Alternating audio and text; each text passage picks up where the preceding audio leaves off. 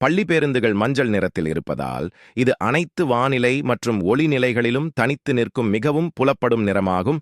மேலும் மனித கண் அதை மிக விரைவாக கண்டறிய முடியும், குறிப்பாக புறப்பார்வையில்.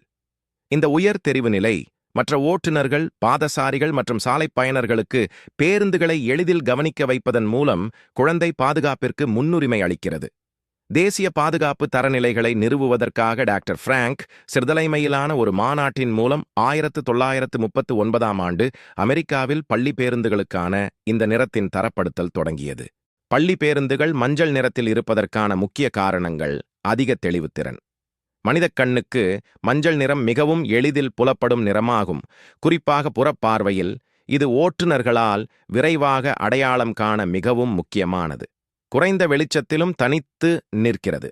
இந்த மஞ்சள் நிற நிழல் பல்வேறு சூழ்நிலைகளில் அதிகமாக தெரியும். உதாரணமாக, குழந்தைகள் அடிக்கடி பள்ளிக்குச் சென்று வரும் அதிகாலை மற்றும் பிற்பகல் நேரங்களில், அதேபோல் மூடுபனி அல்லது மழைக்காலங்களில்.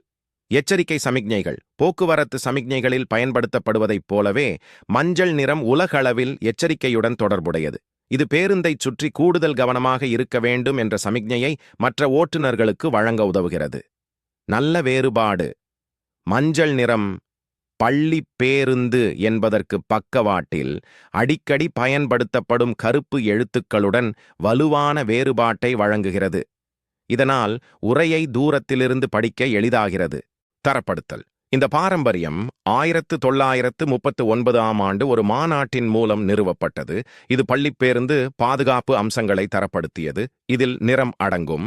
இது பள்ளி போக்குவரத்துக்கான உலகளாவிய சின்னமாக மாறியது. இது போன்ற பயனுள்ள தகவல்களுக்கு எங்கள் சேனலை பின்தொடரவும்.